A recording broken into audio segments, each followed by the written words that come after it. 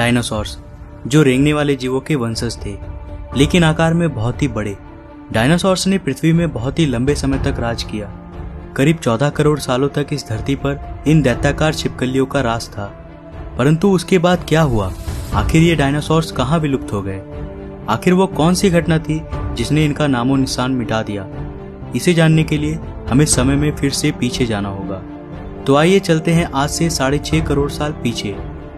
आज से करीब 6.5 करोड़ साल पहले धरती का मौसम काफी सुहाना था। चारों तरफ पेड़ पौधे, सूरज की धूप, समुद्र से आती ठंडी ठंडी हवाएं और ये डायनासोर।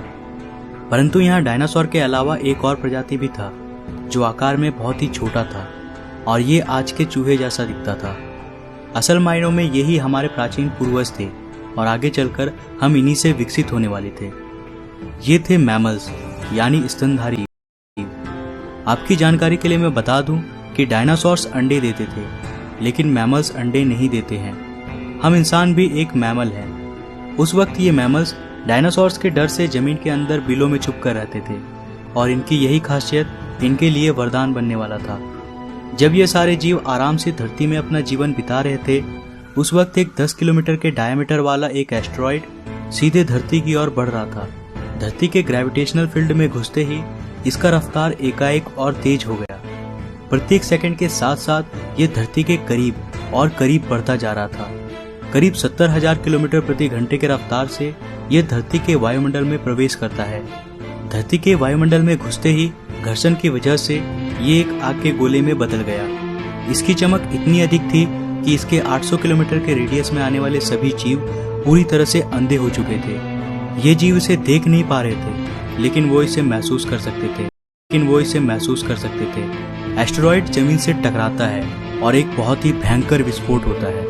ये विस्फोट इतना शक्तिशाली था कि इसके टकराते ही पृथ्वी की लाखों मीट्रिक टन धातु अंतरिक्ष में चला गया। विस्फोट वाली जगह पर एक 180 किलोमीटर चौड़ा और 20 किलोमीटर गहरा गड्ढा बन गया। इस गड्ढे का सारा मैटर आसमान में धूल के एक बड़े बादल का निर्माण किया।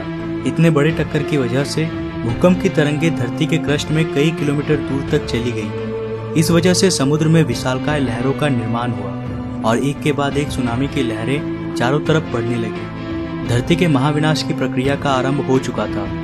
इस विस्फोट में रेडिएशन की मात्रा इतनी बढ़ गई कि इसके 800 किलोमीटर के दायरे में आने वाले सभी जीव जलकर पूरी तरह से राख बन गए। पादपों के अंदर मौजूद सारा जल इस गर्मी के कारण भाप में बदल गया। इस महाविनाश में उड़ने वाले जीव इन जमीनी खतरों से बच गए थे,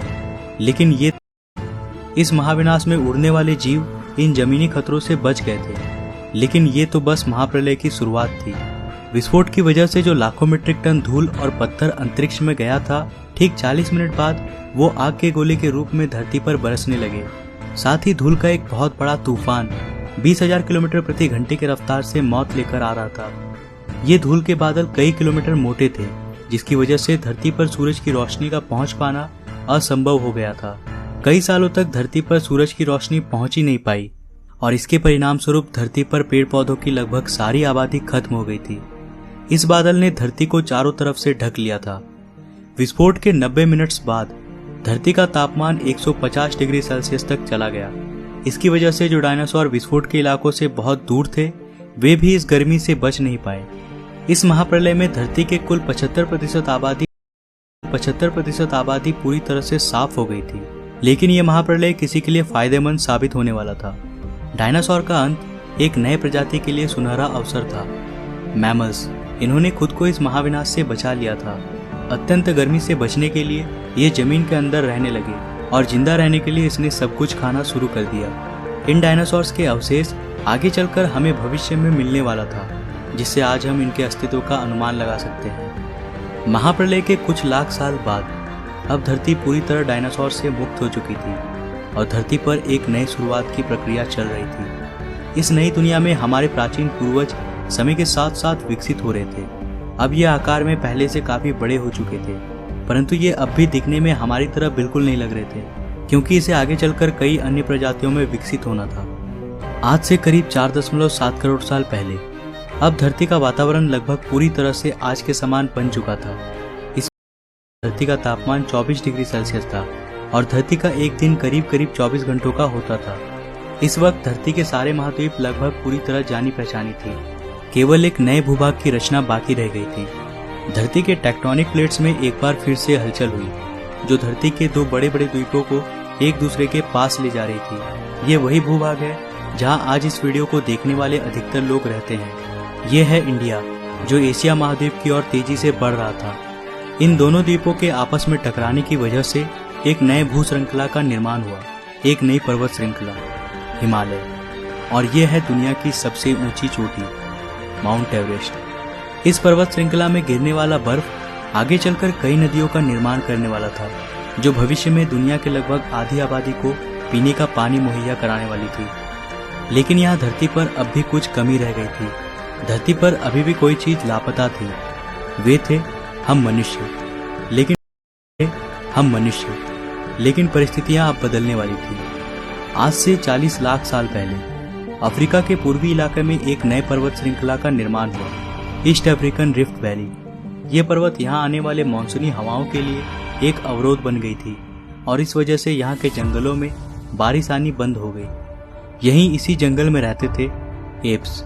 ये पेड़ के ऊपर रहते थे, जहाँ उनको खाने की कोई कमी नहीं थी। इस वजह से ये हमेशा पेड़ों पर ही रहते थे। लेकिन अब यहाँ समय के साथ साथ सूखा पड़ने लगा। बिना बारिश के जंगल पूरी तरह साफ हो गए और इन एप्स के लिए खाने की समस्या उत्पन्न हो गई। खाने की तलाश में इन्होंने पेड़ों से उतरने का निर्णय लिया। यह है एडिपिथेकस रेमिडस। ये हमारे पूर्वज थे जिन्होंने एक बहुत बड़ा निर्णय लिया था। इनका दिमाग एक संतरे जितना बड़ा था और आकार में ये महज 4 फीट लंबे होते थे। कई हजार सालों के विकास क्रम के बाद हमारे पूर्वज अब 2 पैरों पर चलने लगे। इससे ऊर्जा कम खर्च होती थी और ये चलते हुए भी खा सकते थे। अब इनका दिमाग भी तेजी से बढ़ रहा था। ये धीरे धीरे होशियार बन रहे थे। समय के साथ साथ विकास की प्रक्रिया चलती रही। हमारे पूर्वज धीरे धीरे विकसित होने लगे और इनका दिमाग भी धीरे धीरे बड़ा होने लगा। समय के साथ साथ इन्होंने पत्थरों से हथियार बनाना सीख लिया। अब शिकार करना काफी आसान हो गया था। समय के बीतने के साथ साथ हमारे पूर्वजों ने आग को काबू करना सीख लिया। आग की खोज हमारे पूर्वजों के लिए सबसे बड़ी खोज थी। ये उन्हें गर्मी, रोशनी और अंधेरों में सुरक्षा देती थी और इसी वजह से अब परिवार भी बनने लगे। हमारे पूर्वज अब साथ साथ रहने लगे। इससे वे सुरक्षित रहते थे। आग में पका मांस को चबाने में कम ऊर्जा खर्च होती थी और इसी वजह से ये ऊर्जा अब इनके दिमाग में खर्च होने लगे। हमारे पूर्वजों का दिमाग अब काफी बड़ा हो चुका था। ये थे होमो इरेक्टस। हमारे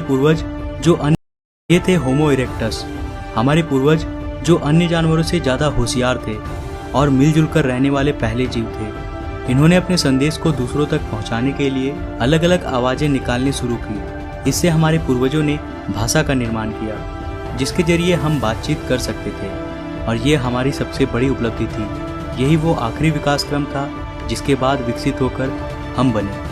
आज से करीब 2 लाख साल पहले कई सालों के विकास क्रम के बाद हमारा अस्तित्व शुरू हुआ। हम होमो सेपियंस यानी बुद्धिमान जीव। हमारे पास धरती के सारे जानवरों की तुलना में सबसे बड़ा दिमाग था। हमारे पास औजार थे, भाषा थी और सबसे बड़ी चीज हमारे पास दिमाग था। आज से करीब कुछ सेकंड पहले हमने और आपने साथ में मिलकर 4.5 अरब साल के सफर को तय किया। अब हम वापस घर आ चुके हैं। यह है हमारी दुनिया, हमारा समय। आज हम काफी विकसित और आधुनिक बन चुके हैं। आज आसपास घटने वाली घटनाओं को पूरी तरह समझ सकते हैं। हम जानते हैं कि ये समुद्र कहाँ से आए। हम आज ये भी जानते हैं कि यह जमीन जहाँ हम खड़े हैं उसका निर्माण कैसे हुआ और आखिर में धरती में जीवन कहाँ से आया था।